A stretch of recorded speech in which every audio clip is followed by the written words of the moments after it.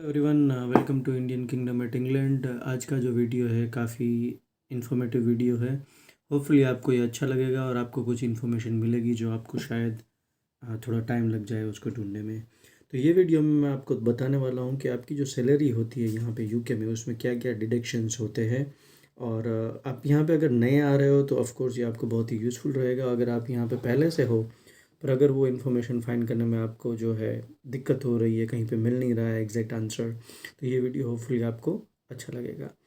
तो let's get started. Start होने से पहले मैं एक चीज़ बता देता हूँ कि ये जो मैंने बनाया हुआ है वीडियो, ये सिर्फ एक इल्यूस्ट्रेटिव पर्पज़ के लिए मैंने बनाया गया है। उसका मतलब ये बनता है कि मैंने जो है टैक्स स्लैब जो है यहाँ पे 3 स्लैब रहते हैं, तो मैंने जो सेकंड स्लैब जो है यहाँ पे वो लिया हुआ है फॉर ईज़ ऑफ कैलकुलेशन करके। ठीक है, अगर आपका स्लैब कम है या ज़्यादा है तो उसके हिसाब से ये सारी चीज़ें चेंज होती है। पर आपके जो बेसिक फंडामेंटल है वो जो इस वीडियो में मैं बताने वाला हूँ वो सेम रहते हैं। तो लेट्स गेट स्टार्टेड। यहाँ पे जैसे मैंने बताया, जो टैक्स स्लैब जो है वो मैंने 40% एक्चुअली गिना हुआ है एक्चुअली। और जो ये जो सैलरी मैंने लिखी हुई है, ये आप ऐसा समझ लो कि मंथली है आपका। ये एक रफ फिगर है, मतलब किसी के साथ रिलेट नहीं करता है। रफ फिगर मैंने डाला हुआ है फॉर ईज ऑफ अंडरस्टैंडिंग। तो 10,000 अगर आपको आ रहा है, फॉर एग्जांपल ऐसा समझ लो कि सैलरी उस मंथ की, तो उसमें क्या डिडक्शन होते हैं। तो बोनस है वो लेट से यहाँ पे ज़ीरो रखा गया है, विच मीन्स आपको कुछ भी बोनस नहीं मिला है एक्चुअली, राइट।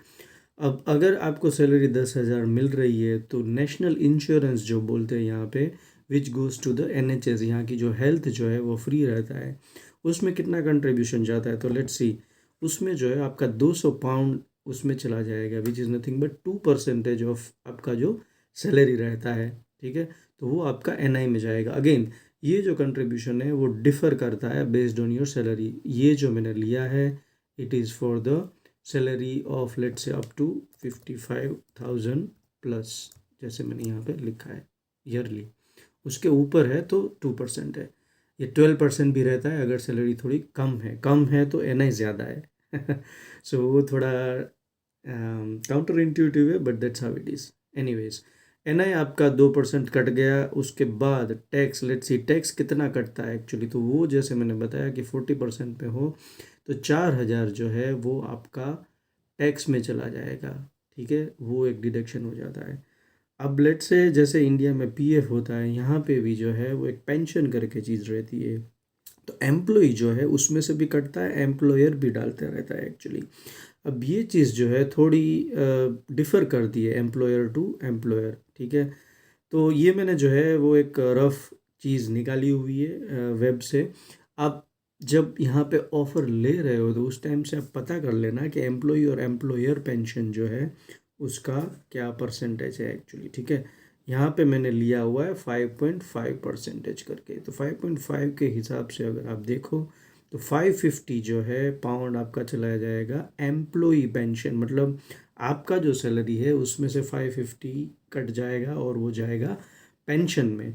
पेंशन का मतलब ये रहता है कि जब आप रिटायर होते हो, 60+ एज हो जाती है, तो उसके बाद आप वो आपका ही पैसा है पर वो पेंशन फंड में चला जाता है जो गवर्नमेंट उसको मेंटेन करती है actually.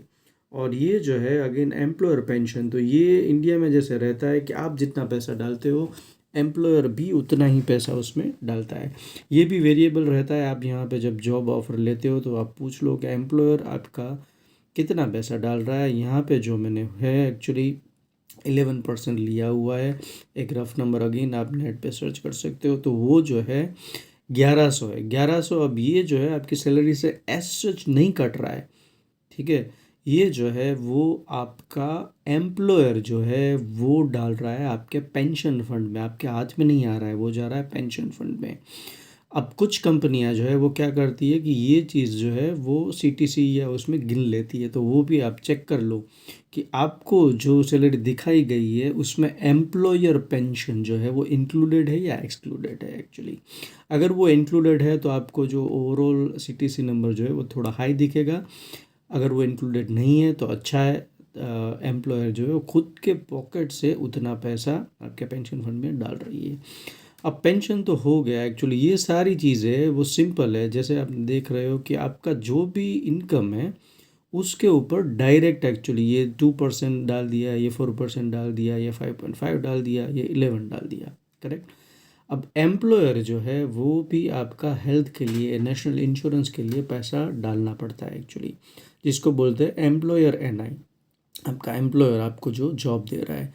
Let's first find out कि ये कितना आ रहा है। तो ये जो आ रहा है वो आपके केस में, ये केस में 75.9 पाउंड है। अगेन ये जो है वो आइडियली एम्प्लॉयर अपने पॉकेट से देता है गवर्नमेंट को, पर अगर आपको चेक करना पड़ेगा कि ये सीडीएस में इंक्लूडेड है कि नहीं है। Okay, that's one thing. ये कंपलसरी है, उसको करना ही पड़ेगा एक्चुअली। परसेंटेज शायद वेरी हो सकते हैं, बट इसका कैलकुलेशन जो है वो थोड़ा ट्रिकी है, ये फाइंड करने में मुझे थोड़ा टाइम लगा था।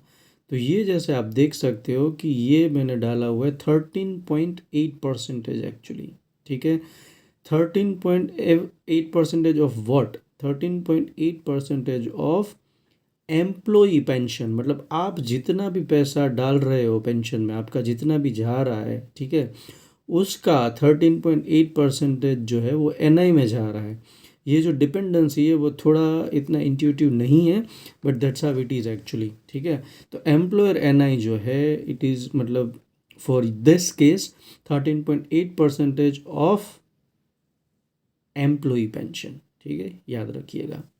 तो ये हो गया। अगेन एम्प्लॉयर डालेगा आपके, ये किसी को नहीं मिल रहा है, ये जा रहा है सीधा गवर्नमेंट को। ये भी जो है आपका जो है ना, आपने जो डाला हुआ है वो भी जा रहा है गवर्नमेंट को, ठीक है। ये किसी को भी आई मीन किसी के अकाउंट में सच नहीं जा रहा है, सीधा गवर्नमेंट को जाएगा। वो गवर्नमेंट जो है वो उसको एनएचएस हेल्थ के लिए यूज़ करती है। टैक्स जो है अगेन गवर्नमेंट को जाता है। आपका जो पेंशन है वो आपका है, पर आपको मिलेगा जब आप रिटायर होते हो।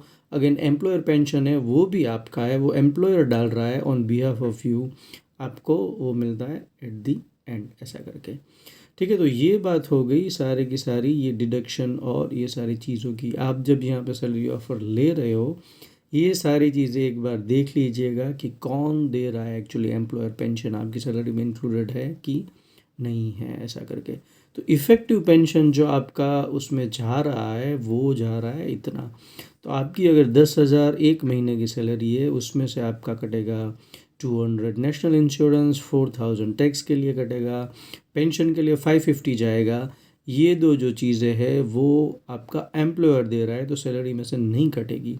तो इफ़ेक्टिवली जो है आपका पेंशन में इतना पैसा हर महीने जा रहा है, जो आप यूज़ कर सकते हो after age of 60 year. Okay, hopefully इसमें आपको कुछ अच्छी इन्फॉर्मेशन जानने को मिली होगी। कुछ चीज़ें जो है वो डिपेंडेंट होती है। यहाँ पे मैंने जो आपको डिस्क्राइब किया है वो स्पेसिफिक केस के लिए डिस्क्राइब किया है, पर जो फंडामेंटल है वो सेम रहता है। इसमें मैं और कुछ वीडियोस भी बनाने वाला हूँ जिसमें सैलरी सेक्रीफाइस जो है, बोनस सेक्रीफाइस जो है, उसको भी मैं कवर करने वाला हूँ। बोनस सेक्रीफाइस की बात हुई है तो और एक चीज़ मैं बता देता हूँ कि अगर आपको बोनस मिल रहा है फॉर एग्ज़ाम्पल ईयर एंड पे या एनिवर्सरी पे, तो वो भी देख लेते हैं। अगर ये 5,000 यहाँ पे मैं डाल रहा हूँ, ठीक है, और बोनस जो है वो 5,000 मैंने कर दिया कोई एक महीने में, तो यहाँ पे आप देख सकते हो कि ऑलमोस्ट सारी चीज़ें जो है वो सेम रहती है। क्यों? क्योंकि एनआई और टैक्स जो है वो इफ़ेक्टिव जो आपका सैलरी है उसके ऊपर काटा जाता है। पेंशन जो है, वो बोनस जो है वो भी पेंशनेबल है, ठीक है। तो उसमें से भी टैक्स भी कटेगा, एनआई भी कटेगा, आपका पेंशन का पार्ट भी कटेगा। अगेन एम्प्लॉयर को जो पैसे देने वो सब सेम है, सब कुछ सेम रहता है। इसमें बस ये चीज़ ऐसी रहती है कि आप सैलरी लो या बोनस लो, ऐसा कुछ फ़र्क नहीं पड़ता है।